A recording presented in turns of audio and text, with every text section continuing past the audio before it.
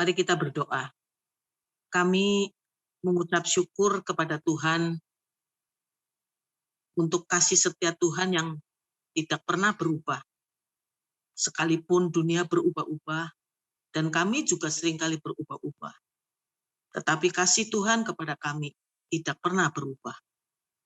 Dan kasih Tuhan nyatakan pada saat ini, ketika kami mengalami banyak hal di dalam kehidupan, tantangan, pencobaan, masalah, ketakutan, kekhawatiran, kemarahan, kekecewaan, dan lain-lainnya yang kami hadapi.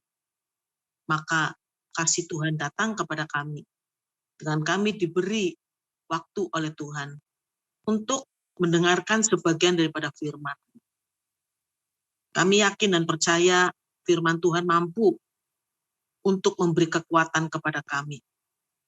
Firman Tuhan juga akan mampu pada saat ini meneduhkan hati kami yang mungkin gemuruh karena kekecewaan dan kemarahan. Bahkan firman Tuhan akan menasihati kami, mengingatkan kepada kami betapa pentingnya kami boleh hidup di dalam Tuhan dan firman-Mu hidup di dalam kami. Mari Tuhan, pagi ini kami rindu Engkau menasihati kami, menegur kami Tuhan lewat firman-Mu. Kami sudah siap mendengar. Urapi hamba-Mu, kuasai pikiran dan hati hamba-Mu. Agar saat ini fokus hamba adalah mempermuliakan nama Tuhan. Memberitakan kabar baik kepada setiap jemaat yang pada saat ini mendengarkan. Dan biarlah setiap kata-kata yang keluar dari mulut bibir hamba-Mu sungguh-sungguh berasal dari Tuhan. Sehingga saat-saat ini kami boleh menikmati kehadiran-Mu Tuhan. Terima kasih Tuhan. Dalam nama Tuhan kami Yesus Kristus kami sudah berdoa. Amin. Shalom saudaraku yang dikasihi oleh Tuhan.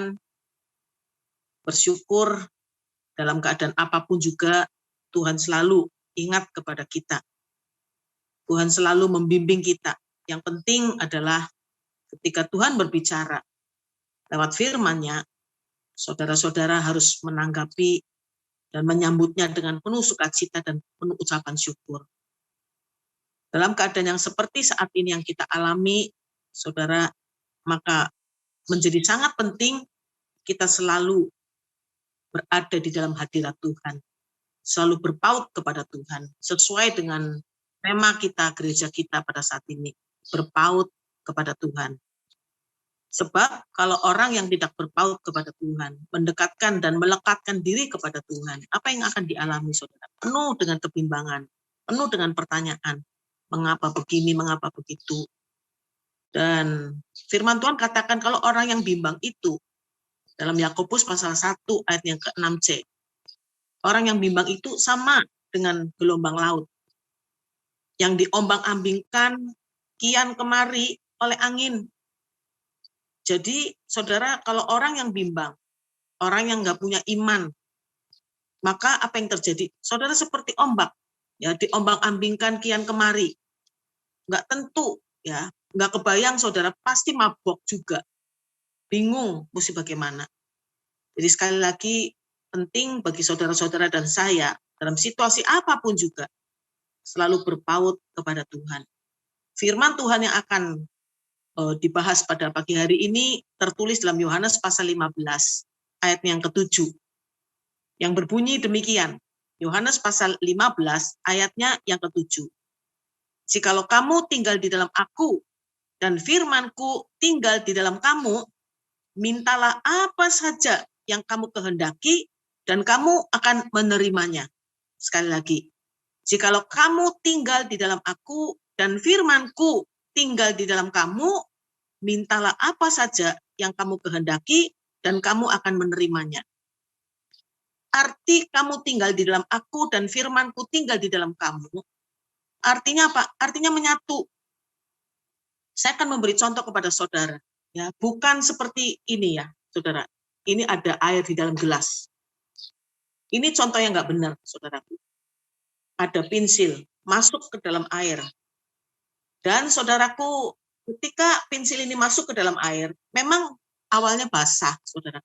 Tetapi ketika kita angkat, apa yang terjadi? Kita bikin begini dan airnya hilang, nggak masuk ke dalam pensil. Yang benar adalah yang ingin saya terangkan pada saudara, memberikan contoh, adalah seperti tisu ini. Tisu ini saya masukkan ke dalam air. Apa yang terjadi, saudara? Air ini, tisu masuk ke dalam air, dan airnya masuk ke dalam tisu. Menjadi satu, saudara. Sehingga, saudaraku, kalau sudah demikian, ketika tisu ini mengandung air ini, menyatu dengan air ini, dan kita taruh, kita geletakkan begitu saja, maka ketika ada angin, tisu ini tidak akan bergeming. Beda ketika tisu ini nggak ada airnya, saudara. Ketika ada angin, maka tisu ini akan terbang kemana-mana. Itulah arti dari engkau tinggal di dalam aku dan firmanku tinggal di dalam kamu. Menyatu dengan Tuhan. Dan saya yakin dan percaya ketika kita menyatu dengan Tuhan, artinya apa? Di mana ada Tuhan, kita ada di sana. Di mana ada kita, Tuhan pun ada di sana. Jadi saudaraku yang dikasihi oleh Tuhan, saya ingin ingatkan kepada saudara-saudara tentang perjamuan kudus. Ketika Tuhan angkat roti, apa yang Tuhan katakan?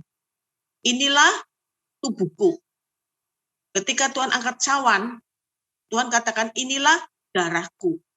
Jadi kadang-kadang ada gereja yang menyatakan lambang. Bukan lambang. Ya, jadi roti itu memang benar-benar di dalam our mind, di dalam pikiran kita, roti yang kita makan itu memang tubuh Kristus.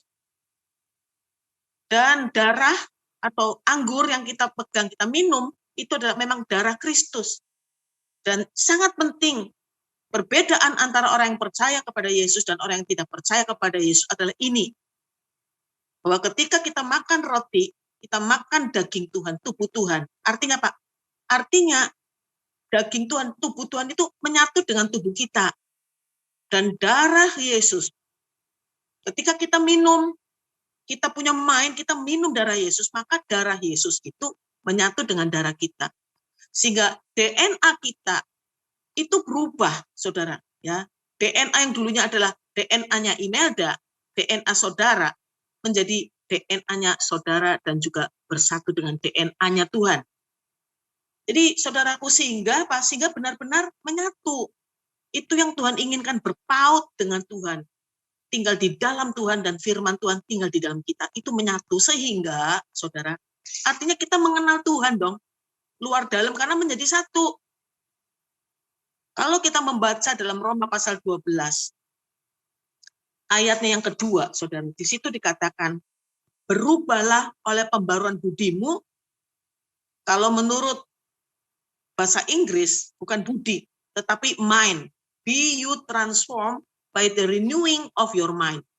Hendaklah engkau berubah dalam pembaruan mind. Mungkin di situ dikatakan itu apa ya?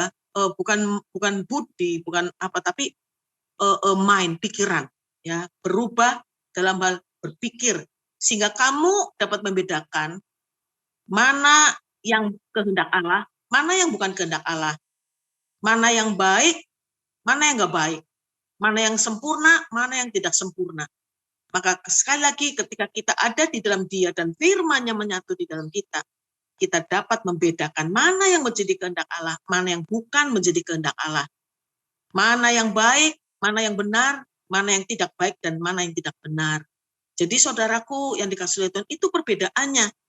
Dulu, saudara, sebelum kita tinggal di dalam Dia dan firman-Nya tinggal di dalam kita masih bingung, nggak ngerti kehendak Tuhan apa. Bahkan sampai sekarang pun, jujur saja, kita masih bertanya-tanya apa sebetulnya kehendak Tuhan. Dan Tuhan ingin supaya kita bisa mengenal Tuhan luar dalam, mengerti, mengenal kehendak-Nya, dan lakukan firman-Nya. Jadi saudaraku yang dikasihi oleh Tuhan, bagaimana kita dalam kehidupan ini juga karena mengenal Tuhan, kita mengenal perkataannya, perkataan ada di dalam kita. Sehingga kita tahu, nggak akan bimbang kita ini. Kenapa? Karena firman-Nya jelas menyatakan tentang janji Tuhan, tentang firman-Nya yang tidak mungkin berubah. Percaya yakin bahwa firman Tuhan dan janji Tuhan itu tidak pernah berubah. Dan bahkan tidak pernah gagal. Janji Tuhan itu sudah teruji. Janji Tuhan itu murni, Mazmur 13 ayat 7. Janji Tuhan itu teruji, janji Tuhan itu murni. Dan bahkan saudaraku, kalau kita membaca dalam Ibrani pasal 6, ayat yang ke-17, 18, dan 19, saya senang sekali dengan ketiga ayat ini, saudara. Ya, kan dalam Ibrani pasal 6, ayat 17, 18, dan 19. Di situ dikatakan, karena itu untuk lebih meyakinkan mereka yang berhak menerima janji itu akan kepastian putusannya, Allah telah mengikat dirinya dengan sumpah. Artinya, untuk meyakinkan janjinya kepada saudara-saudara dan saya, Allah itu mengikat dirinya itu dengan sumpah loh. Jadi saudara, janji Tuhan itu diikat dengan sumpah. Yang namanya sumpah itu, saudara, itu udah kata terakhir. Nggak ada kata-kata lain. Kalau Tuhan sampai bilang sumpah, artinya apa? Pasti ditepati. Jika saya yakin dan percaya, sekali lagi, janji Tuhan itu nggak akan pernah berubah, pasti terjadi. Nah, saudaraku yang dikasih oleh Tuhan, ayat yang ke-18 menyatakan, supaya oleh dua kenyataan ini yang tidak berubah-ubah, tentang mana Allah tidak mungkin berdusta, beroleh dorong, kita yang mencari perlindungan beroleh dorongan yang kuat untuk menjangkau pengharapan yang terletak di depan kita. Ayat 19, pengharapan itu adalah sauh yang kuat dan aman bagi jiwa kita, yang telah dilabuhkan sampai ke belakang tabir. Jadi saudara, ayat 17, 18, dan 19 dari Ibrani pasal 6 ini benar-benar memberi kekuatan buat saya. Jadi jangan bimbang. Kalau kita berpaut kepada Tuhan, kita pegang firman Tuhan dan janji Tuhan, di situ dikatakan bahkan Tuhan itu dengan pakai sumpah, saudara. Saudaraku yang dikasih oleh Tuhan, betapa hebatnya cara Tuhan itu mengasihi kita. Jadi, nggak mungkin berubah kan, udah pasti terjadi. Kalau kita membaca juga di dalam perjanjian lama, bahwa janji Tuhan itu seperti air hujan dan salju, turun dari langit, dia nggak akan kembali ke situ. Saya nggak pernah lihat yang namanya air hujan dan salju yang turun dari langit, balik lagi ke atas, nggak pernah lihat. Melainkan dia akan mengairi bumi, membuatnya subur, memberikan benih kepada penabur, dan roti kepada orang yang mau makan. Itulah janji Tuhan. Demikianlah firman Tuhan, janji Tuhan. Tidak akan pernah kembali kepadaku dengan sia-sia. Melainkan dia akan melaksanakan apa yang ku kehendaki, dan akan berhasil dalam apa yang kusuruhkan kepadanya. Jadi, saudara, berdasarkan firman Tuhan ini, firman-firman Tuhan ini, Tuhan ingin supaya saudara nggak bimbang. Jangan ragu-ragu, yakin dan percaya. Ketika saudara seperti tisu tadi, yang dimana ada meresap air, tinggal di dalam tisu, dan tisu tinggal di dalam dia, saudara tidak mungkin gampang terombang-ambing. Nggak gampang ditiup angin ke kanan dan ke kiri. Pegang janji Tuhan, dan itu tidak mudah. Ketika setiap doa-doa kita, pertolongan atau jawaban dari Tuhan itu cepat, dan dijawab dengan tepat seperti yang kita mau. Itu gampang, pegang janji Tuhan. Demikian firman-Mu, tidak akan pernah berubah. Firman Tuhan itu pasti terjadi. Saudara, ketika kita mengalami hal-hal yang seperti itu, semua permintaan kita, doa-doa kita dijawab oleh Tuhan. Semuanya. Ya, maka kita bisa ngomong seperti itu. Tapi bagaimana ketika kita berdoa, kita menaikkan permintaan kepada Tuhan, dan Tuhan nggak jawab loh, saudara. Dan jawabannya seolah-olah lama banget loh. Bukan seolah-olah jawaban Tuhan itu bisa cepat, bisa juga lama. Tapi ketika jawaban itu lama, dan semakin lama, semakin nggak bisa diharapkan, apa yang terjadi? Pasti ada kebimbangan. Makanya kita belajar dari Abraham tentang pengharapan, tentang iman. Di dalam Roma pasal 4 itu dikatakan, sekalipun tidak ada dasar untuk bisa diharapkan, Abraham nih, saudara, tetap berharap dan percaya bahwa janji Tuhan itu pasti akan terlaksana, akan terjadi. Imannya tidak menjadi lemah, sekalipun dia tahu tubuhnya sudah sangat lemah. Tetapi terhadap janji Tuhan, kata firman, tapi terhadap janji Tuhan, Abraham tidak bimbang karena ketidakpercayaan. melainkan dia memperkuat imannya dan memuliakan Allah. Bayangkan saudara, kalau kita melihat contoh Abraham, itu benar-benar menjadi contoh yang luar biasa. Kenapa? Karena situasi Abraham pada saat itu, semakin hari, kata firman, itu semakin nggak bisa diharapkan. Dan memang nggak ada bisa diharapkan. Tuhan berjanji kepada Abraham akan memberikan keturunan, memberikan anak. Dan janji Tuhan itu dinyatakan ketika Sarah usianya sekitar 60 tahun. Dan jangan salah saudara, pada saat Sarah usia 60 tahun itu masih cantik kayak Paul. Masih wayu saudara. Makanya ketika masuk ke dalam sebuah kerajaan, negara kerajaan, itu Abraham ketakutan. Kenapa? Karena terkenal Sarah itu cantik sekali. Maksud saya adalah bahwa ketika janji Tuhan itu diucapkan kepada Abraham dan didengar oleh Sarah, Sarah masih memungkinkan punya anak. Ya, tetapi waktu berjalan kan, nggak mungkin loh, semakin lama semakin tua. Saya membayangkan kenapa Abraham ini tuh hebat, saudara. Luar biasa, dijadikan sebagai bapak orang percaya dan bapak orang beriman. Karena apa yang dihadapi oleh Abraham, bagaimana Abraham menantikan janji Tuhan ditepati, saudara. Semakin lama, pengharapannya semakin pudar. Kenapa? Karena semakin tua. Mengharapkan istri, wanita, bisa mengandung dan kemudian melahirkan anak, itu harus muda kan.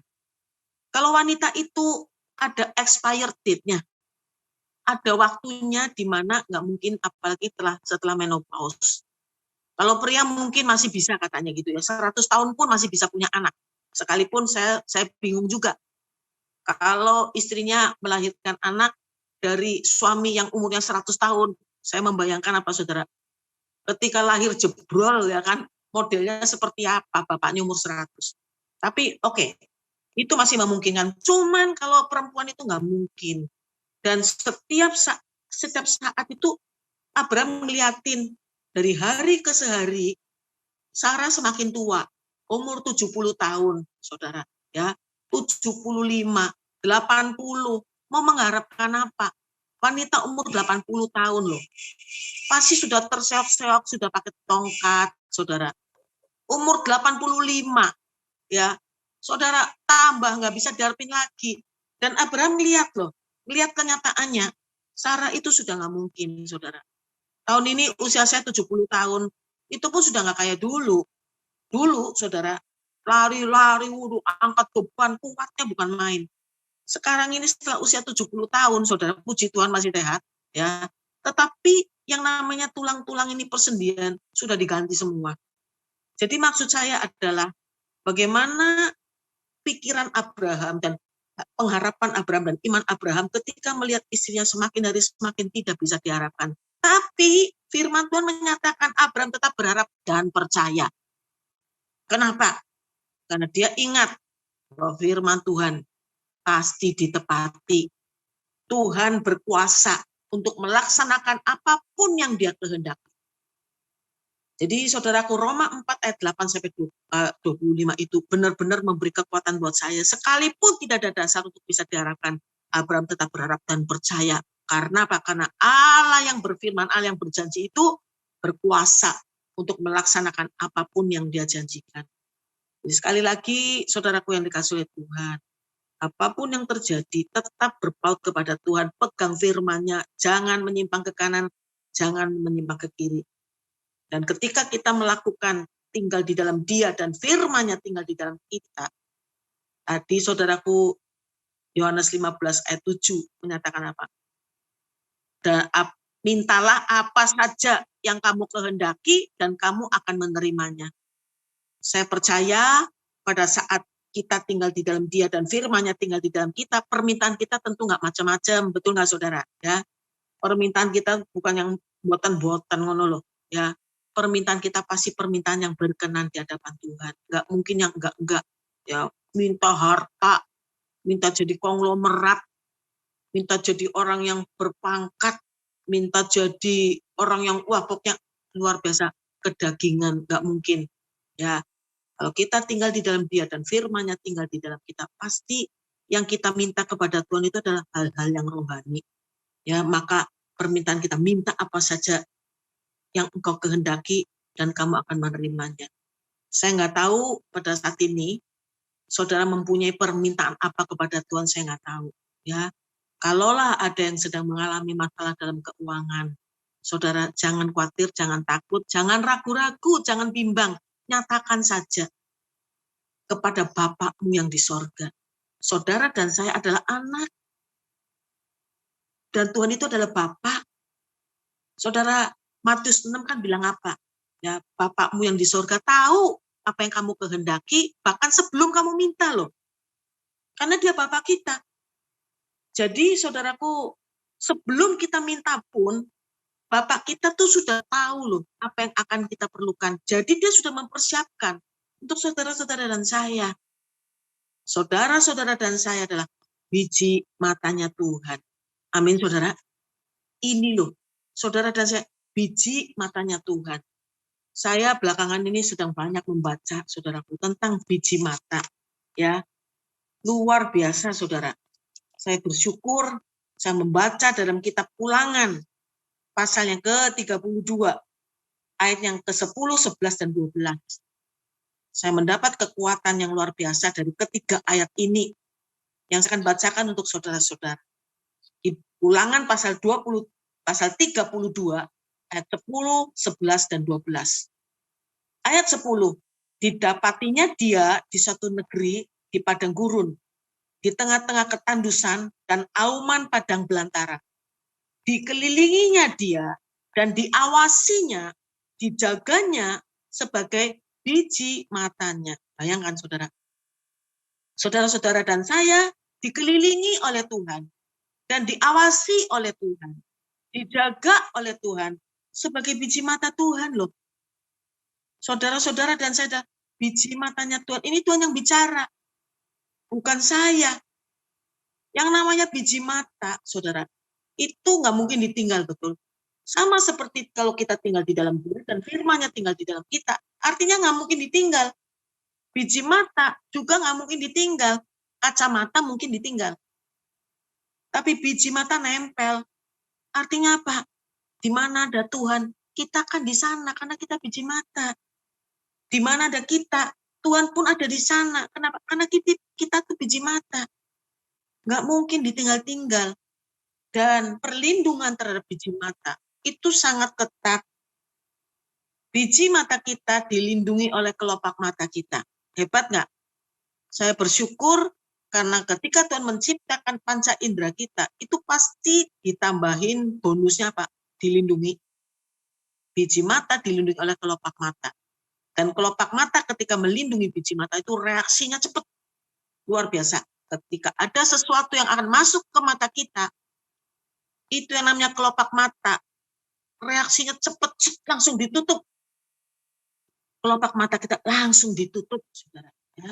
Sehingga terlindungi.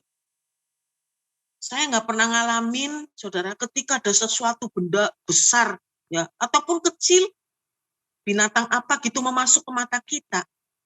Saya nggak pernah ngalamin biji mata saya itu, katakanlah marah, sedang marah dengan saya, ngambek dengan saya, ngambek, lalu nggak mau nutup. Mata kita tetap mentelung nenewe ya, mentelung gitu saudara ya, enggak ya. Yang namanya kelopak mata secepat kilat akan menutup mata kita dan melindungi. Seperti itulah perlindungan Tuhan terhadap saudara-saudara dan saya. Jangan takut, jangan khawatir, apapun yang terjadi, Tuhan melindungi saudara-saudara dan saya. Amin, saudara. Kalau masalah itu, masalah perlindungan Tuhan, penjagaan Tuhan, saya ngalamin berkali-kali, saudara. Tetapi yang paling nyata adalah ketika saya mengalami bagaimana saya dibuat supaya hidup saya itu nggak enak. Ya, saudaraku. Dalam pekerjaan saya pada saat itu menjadi pelatih di pelatnas bulu tangkis, saya diperlakukan tidak adil. Sekarang saya tahu, terbuka mata saya. Kenapa diperlakukan seperti itu? Supaya saya nggak betah dan keluar. Kenapa? Karena pada saat itu, saudaraku, saya aktif ya untuk bikin persekutuan doa, ya, dan kemudian juga menginjil teman-teman, sehingga juga dengan atlet-atlet luar negeri dan terkenal. Terkenalnya apa? Imelda akan mengkristenisasikan bulu tangkis. Jadi saudara, saya dapat tantangan berat sekali oleh pimpinan. Dibikinlah nggak betah, saudara. Dan pimpinan itu bukan main, saudaraku, ya, jenderal hebat, saudara. Dan saya nggak bisa apa-apa, ya. Dan pada saat itu saya sempat menyerah karena diperlakukan tidak adil dan saya sedih banget, sakit hati dan sedih. Saya satu saat itu saya bilang, Tuhan, saya nggak kuat. Saya mau nyerah saja, nggak kuat saya. Ya sudahlah, nyerah toh nggak ada gunanya juga saya teruskan. Tapi kan ada rancangan Tuhan di dalamnya. Sehingga pada saat saya menyatakan saya akan resign, mengundurkan diri sebagai pelatih di bulu tangkis. Saya mendengar suara Tuhan. Ya, saya bersyukur, saudara. Ingat baik-baik. Kenapa Bapak Gembala selalu mengingatkan kepada saudara supaya tetap membaca dan mendengar firman. Karena firman Tuhan yang kita baca dan kita dengar itu nggak akan pernah hilang di sepanjang hidup kita. Mungkin kita lupa letaknya ada di mana. Tetapi suara dari firman Tuhan yang kita dengar dan yang kita baca itu nggak akan pernah hilang. Maka pada saat saya mengalami masalah itu dan saya sudah give up, saya sudah putus asa, saya menyerah dan saya akan resign atau mengundurkan diri, disitulah Tuhan bicara, jangan takut, ya, aku ada di pihakmu loh. Kalau Allah ada di pihak kita, siapa yang bisa melawan? Amin, saudara. Jangan takut, biar dia jenderal, aku adalah jenderal di atas segala jenderal. Itulah kata-kata firman Tuhan yang saya dengar pada saat itu. Bagaimana Roh Kudus mengingatkan kepada saya akan firman-Nya, dan saya mendapat kekuatan. Meskipun tetap nangis, tapi saya nggak nyimpang kanan, nggak nyimpang kiri. Tetap ikuti terus, saudara, sekalipun berat. Dan Tuhan menjawab dalam kurun waktu yang pendek. Nggak lama setelah itu terjadi sesuatu yang nggak pernah terpikirkan. Saya nggak punya kekuatan untuk menyingkirkan jenderal tersebut. Tetapi Tuhan yang adalah jenderal di atas segala jenderal, punya kuasa untuk melakukan segala perkara. Sehingga singkat cerita, Pak Jenderal ini, saudaraku, mengalami masalah dan akhirnya dia disingkirkan.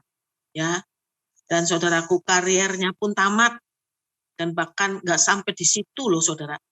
Nggak sampai di situ. Saya nggak pernah berdoa, mendoakan supaya dia mendapatkan musibah dan lain-lain. Saya nggak pernah berdoa atau mendoakan itu. Tetapi saya yakin dan percaya. Firman Tuhan dalam Zakaria menyatakan, barang siapa menjamah engkau, dia seperti menjamah biji mataku, kata Tuhan. Amin, saudara.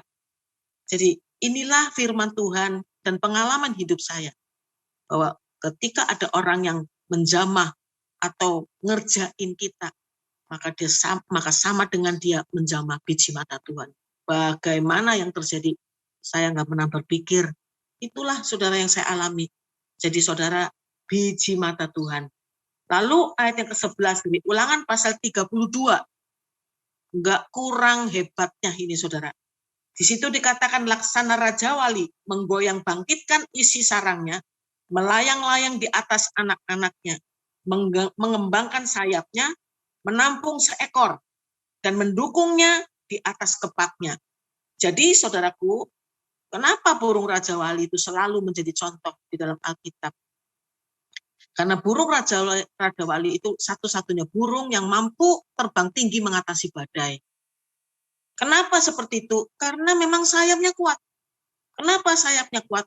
Karena, saudara, dia ketika ada badai, dia tantang itu badai. Raja Wali keluar dari sarangnya. Dan badai itu dibuat menjadi semacam arena fitness. Ya, dihadapilah badai itu, saudara, sehingga membuat otot sayapnya Raja Wali itu semakin hari semakin kuat. Tuhan ingin saudara-saudara dan saya juga seperti itu, ya, menjadi kuat, saudara. Ya, otot iman kita menjadi kuat. Kenapa?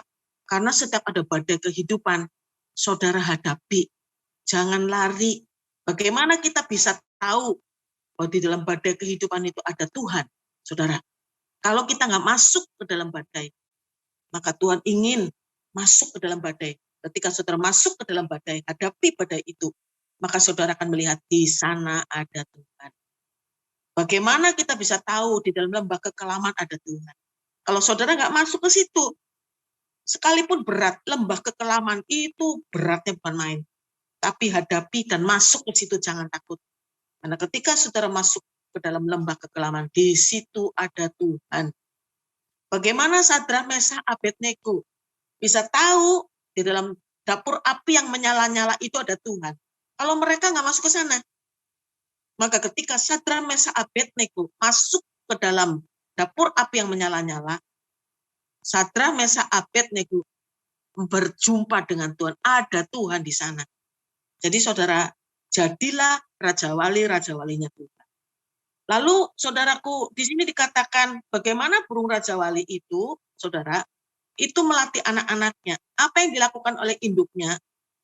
Yang namanya sarangnya itu digoyang bangkitkan, dirusak sarangnya. Supaya apa? Supaya anaknya keluar dari sarang.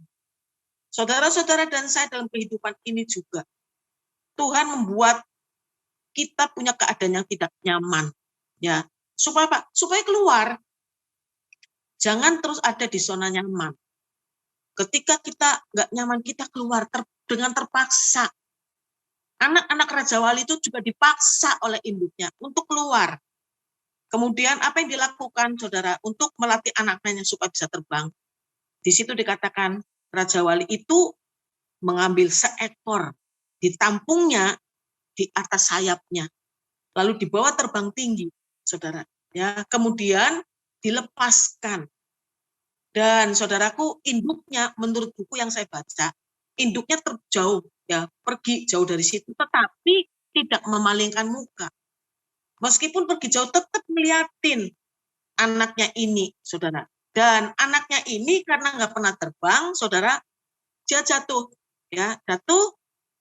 Dan saudaraku, karena tiap-tiap hari dia melihat induknya, apa yang dilakukan oleh induknya, dia ngelihat induknya setiap saat itu kepak sayap.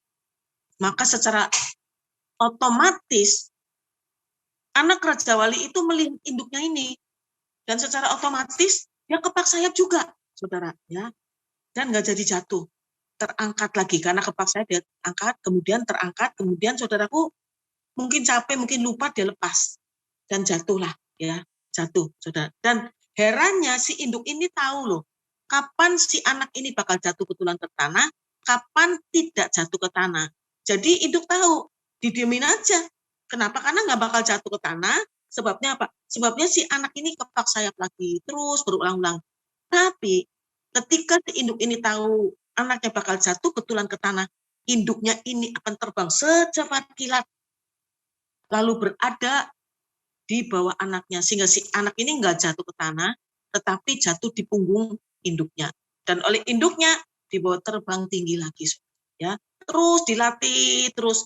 Makanya jangan heran, latihan Tuhan yang Tuhan berikan kepada kita, pertandingan-pertandingan yang Tuhan siapkan buat kita, itu saudaraku terus menerus. Ya, jangan dikira satu sekali ada masalah yang Tuhan izinkan itu terus kemudian titik, tidak. Karena firman-Nya menyatakan diperbaharui terus menerus dari hari ke hari. Jadi saudara harus siap. Tapi saya yakin dan percaya ketika saudara berpengalaman di dalam menghadapi setiap badai kehidupan, saudara, sayap iman saudara semakin hari akan semakin kuat. Amin, saudara. Jadi saudaraku, demikianlah Tuhan sendiri yang akan menuntun dia. Demikianlah Tuhan sendiri akan menuntun saudara-saudara dan saya. Ini ayat ke-12 dari Ulangan 32. Dan tidak ada Allah asing menyertai dia. Tuhan nggak ingin kita dituntun, dipimpin oleh yang lain. Karena saudara-saudara adalah milik pribadinya Tuhan. Umat milik kepunyaan Allah sendiri, 1 Petrus pasal 2 ayat 9. Saudara-saudara dan saya ada imamat yang rajani. Ya, umat milik kepunyaan Allah sendiri. Jadi saudaraku, tema kita pada hari ini berpaut kepada Tuhan. Itulah yang Tuhan ingin nyatakan kepada saudara-saudara dan saya. Tetap ada di dalam Dia dan firman-Nya tinggal di dalam kita. Sehingga kita tahu yang mana kehendak Allah, yang mana yang bukan kehendak Allah. Yang mana yang baik, yang mana yang nggak baik. Yang mana yang benar, yang mana yang nggak benar. Kalau kita tinggal di dalam Dia dan firman-Nya tinggal di dalam kita, kita pasti akan bisa membedakan Dan saya percaya, saya yakin juga, saudara-saudara dan saya akan diberi kekuatan ekstra untuk bisa membedakan, untuk bisa melakukan apa yang benar di hadapan Allah, untuk bisa melakukan kehendak Allah. Tidak mudah, saudara. Karena manusia condong untuk menjadi egosentris. Semuanya itu kita, saya. Dan hamba-hamba Tuhan juga nggak kebal terhadap hal-hal yang begini, saudaraku. Tapi saudara tetap tinggallah di dalam Dia. Berjuang untuk tetap tinggal di dalam Tuhan. Berjuang untuk tetap mempertahankan firman-Nya ada di dalam kita. Lakukan firman Tuhan dengan taat dan setia. Belakangan ini saya banyak merenung, saudaraku, ya. Saya banyak merenung setelah suami saya meninggal bulan Agustus yang lalu, dan itu tidak mudah. Banyak pertanyaan loh, saudaraku. Kenapa? Kenapa? Banyak pertanyaan. Bahkan saat ini pun banyak sekali, nggak sedikit hamba-hamba Tuhan, pelayan-pelayan Tuhan yang dipanggil oleh Tuhan karena ada COVID-19 ataupun penyakit yang lain. Yang masih muda pun, saudaraku, saya punya sahabat, ya, masih muda, saya nggak kebayang, hari Kamis sakit, Minggu meninggal loh, saudara. Masih muda, luar biasa. Saya membayangkan bagaimana istrinya, ya. Tapi apapun yang saudara hadapi pada saat ini, itu contoh-contoh saja. Yakin dan percaya, saudara dan saya itu biji mata Tuhan. Nggak mungkin Tuhan merancang hal jahat untuk saudara. Kita hidup di dunia ini memang untuk dibentuk, untuk diproses oleh Tuhan, supaya lewat proses-proses itu, saudara tetap taat setia, tetap lakukan firman Tuhan, maka saudara semakin hari semakin layak masuk surga. Belakangan ini itulah yang saya pikirkan.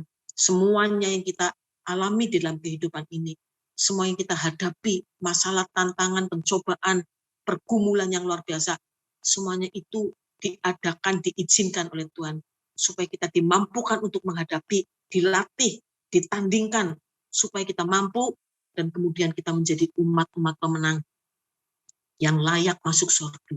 Amin, saudara. Saya nggak akan panjang lebar, tapi biarlah firman Tuhan yang sudah saudara dengar pada pagi hari ini benar-benar akan memberikan kekuatan buat saudara, benar-benar akan menyadarkan saudara-saudara dan saya arti inti kehidupan ini. Tetap berpaut kepada Tuhan, jangan lengah, jangan menyimpang ke kanan ke kiri meskipun berat, ya. Tapi katakanlah istilah saya apa, tetap pegang jubah Yesus meskipun terseret-seret dalam ketidakmengertian, dalam kekecewaan, dalam ketakutan, kekhawatiran, kemarahan mungkin, tapi tetap pegang jubah Yesus.